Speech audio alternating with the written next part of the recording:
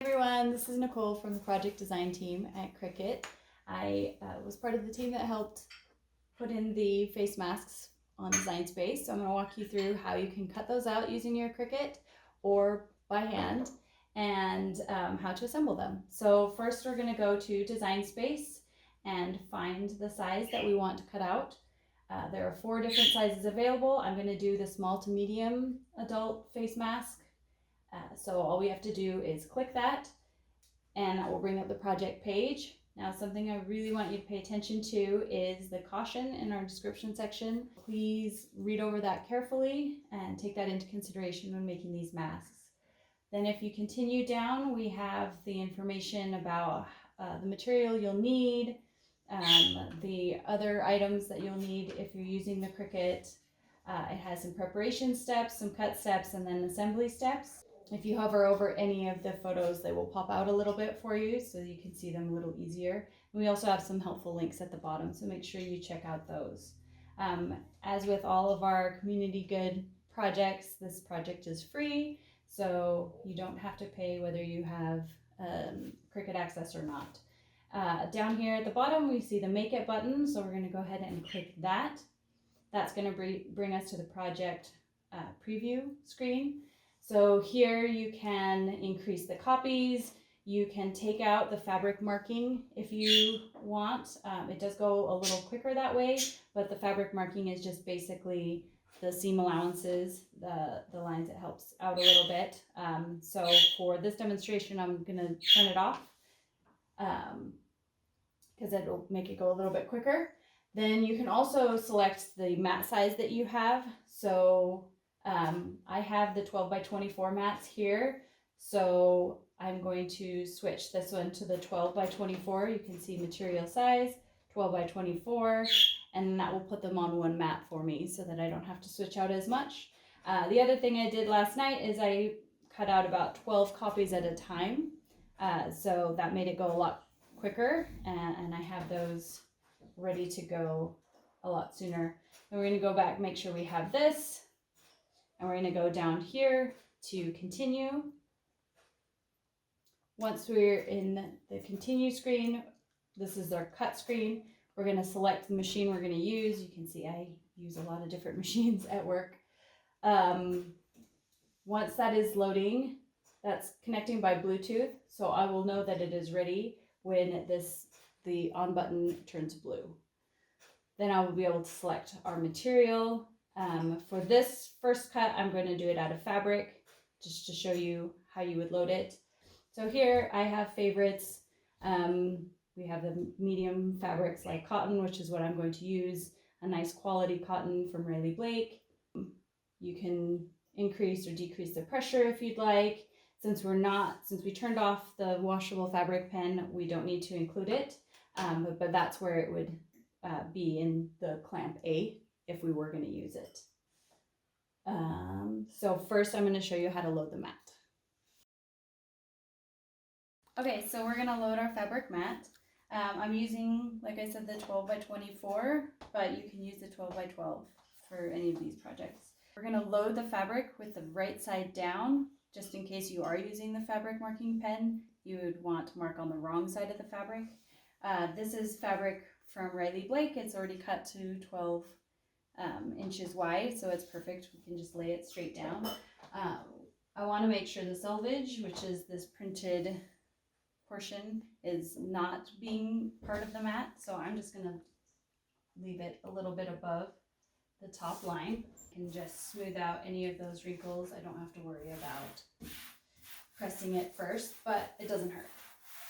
So you're just going to smooth it out. If you have a brayer, it's helpful to use that. Like I said, this mat is brand new, so it's not super important. And for this first cut, it's really only going to cut this top portion. So that's the mat loaded with the fabric. And we're going to go over to the machine, which is ready to load. Okay, so we have the material loaded on the mat. We're going to slide it under the tabs on the sides and keep it pressed up against the rollers before we hit load. Make sure that it loads all the way. Once it's ready, there, we make sure we have our rotary blade in if you're cutting it directly on the maker. And it says it's ready to go. We have our go button ready, lit up. We're just gonna hit go.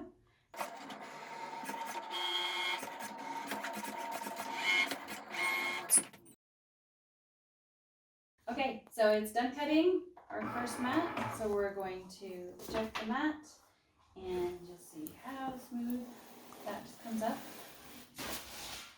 Set our material aside. And we'll just peel this off. You can use tweezers or you can just use your fingers. Alright, so I've pre-cut a bunch of these so that I can show you how to assemble them.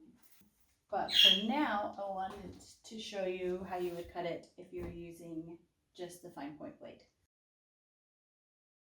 Okay, so this is how you would cut it out if you're going to cut it out of cardstock with your Air or Air 2 to make it as a pattern. You would select the project the same you would normally.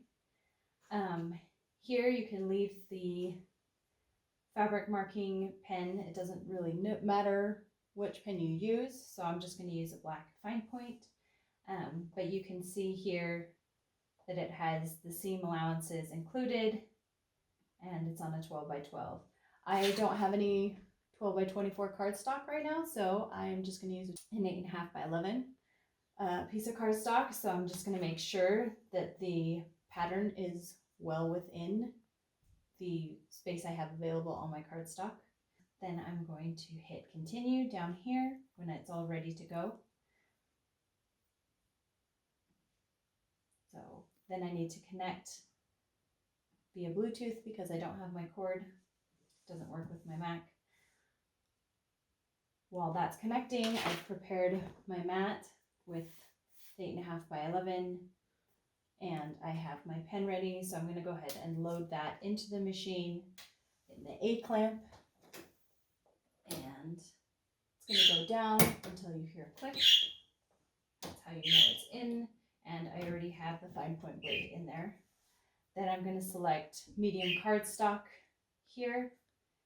I like to use more pressure and it's ready to load. So it's going to load just the way you would any other cardstock type mat under the tabs, pressed against the rollers. Hit go when it lights up.